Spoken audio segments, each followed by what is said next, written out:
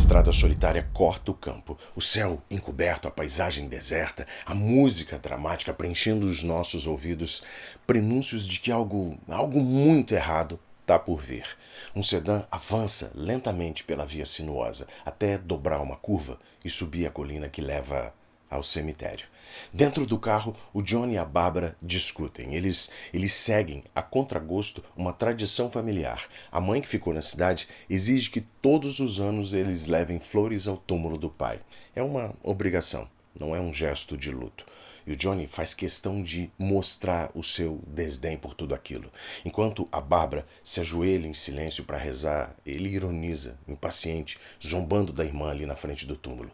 A zombaria do irmão não é gratuita. O Johnny sabe que a Bárbara tem medo de cemitérios desde criança e começa a provocar.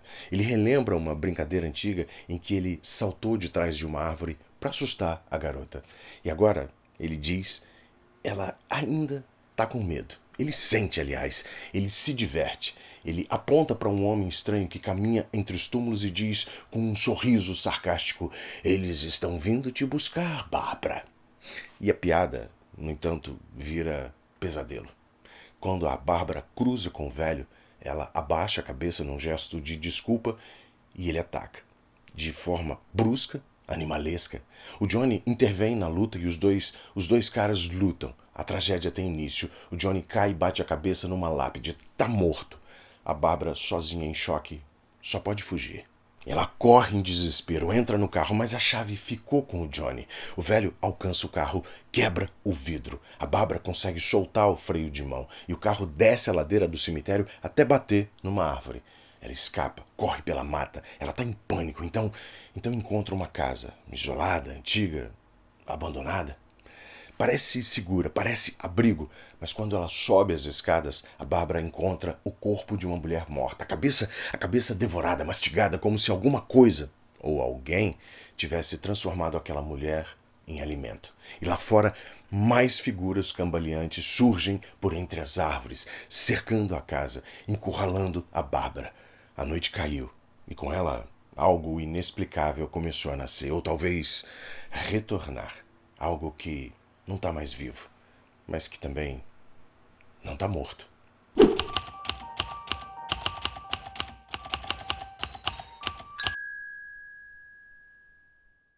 Lançado em 1968, A Noite dos Mortos-Vivos é um dos filmes mais importantes da história do terror e talvez do cinema independente como um todo. Dirigido por um então desconhecido George Romero e rodado com um orçamento baixíssimo, em preto e branco, quase todo dentro de uma única casa no interior da Pensilvânia, esse filme chegou aos cinemas como quem não quer nada e saiu de lá como um divisor de águas.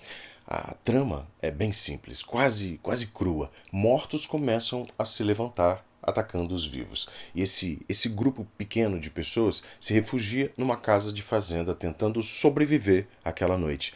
Mas a genialidade do filme nunca esteve na história que ele conta, e sim na forma como conta essa história. O Romero cria uma narrativa sufocante, seca, rápida, claustrofóbica e, de certo modo, realista demais para o conforto do público daquela época.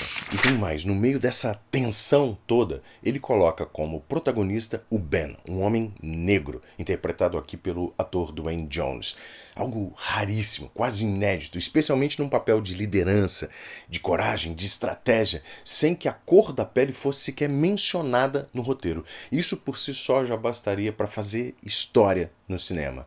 Mas o que acontece com o Ben no final do filme transforma essa escolha em comentário político também, um comentário poderosíssimo, um soco no estômago da América dos anos 60, que ainda sangrava com o assassinato do Martin Luther King poucos meses antes da estreia do filme.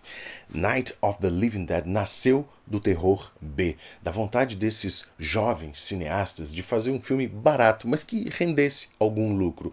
Mas o que eles criaram, sem saber ao certo o que estavam fazendo, foi o nascimento do zumbi moderno. Não mais aquele morto controlado por magia ou hipnose, como nos filmes antigos, mas um cadáver sem alma, guiado só pelo instinto, pelo impulso de devorar.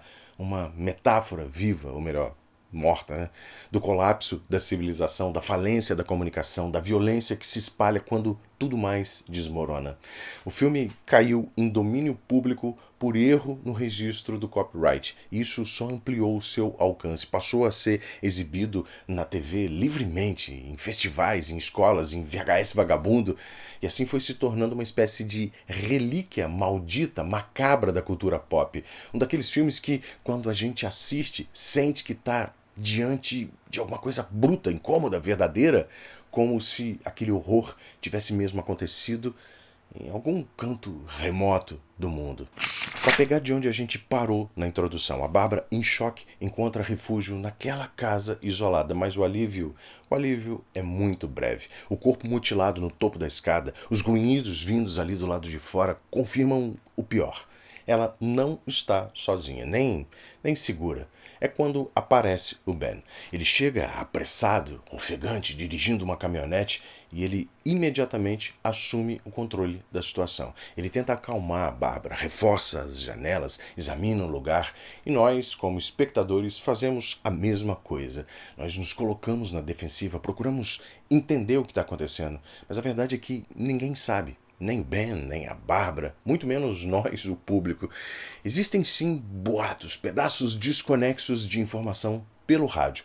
Cadáveres estariam se levantando para atacar os vivos. Não se sabe por quê, não se sabe nem como ou como parar isso.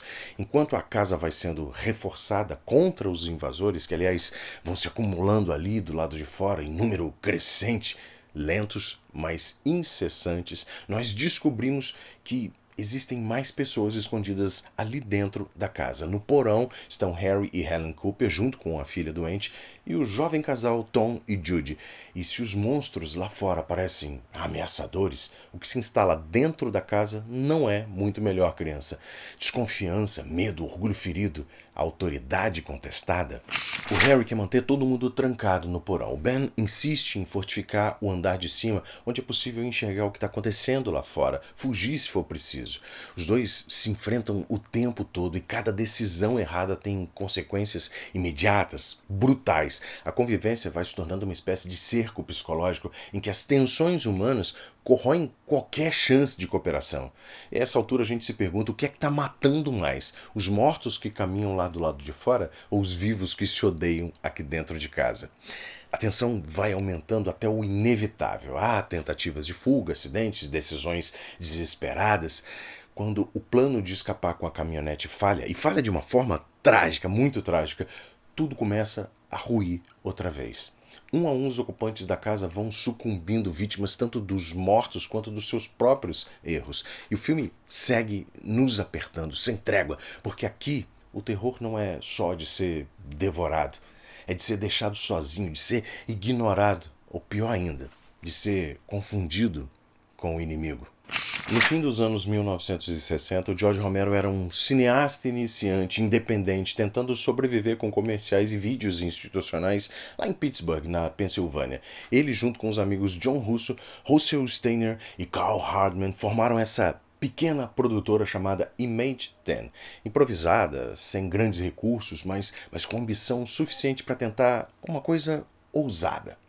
Um longa-metragem de terror que fosse barato de produzir e com sorte pudesse dar algum retorno financeiro. A ideia não era reinventar o cinema, era fazer uma coisa que vendesse. E na época isso significava mergulhar no horror, um gênero que não exigia astros famosos nem conseguia alcançar. Podia ser filmado em locações simples e ainda assim levava multidões aos cinemas drive-in. Foi então que a semente surgiu. E se os mortos voltassem à vida? Mas não como nos velhos filmes de zumbis do passado, inspirados no folclore haitiano, com mortos-vivos controlados por magia ou por hipnose, como em White Zombie, de 1932, considerado o primeiro filme de zumbi da história do cinema, estrelado pelo Bela Lugosi e baseado no livro The Magic Island, do William Seabrook, que é esse relato de viagem que trouxe para o público americano as primeiras descrições do voodoo haitiano e dos zumbis como escravos sem vontade própria. O Romero e os parceiros dele queriam outra coisa, uma coisa mais bruta, mais física, mais instintiva. Em vez do zumbi como servo de um mestre maligno, surgia agora a imagem desse cadáver autônomo, faminto, irracional, um monstro que não pensa, que não fala, que não hesita, só caminha e devora. O primeiro esboço do roteiro, escrito pelo John Russo, era mais voltado para ficção científica. Envolvia canibais espaciais vindos à Terra. Mas o Romero, muito depressa, reescreveu tudo. Retirou os elementos alienígenas, embora ainda aborde um certo veículo espacial voltando de Vênus que foi propositalmente destruído pela NASA. Mas o enfoque ficou mesmo no terror psicológico e social, centrado dentro dessa casa, dessa única casa. Foi o Romero quem moldou a estrutura narrativa que nós conhecemos hoje.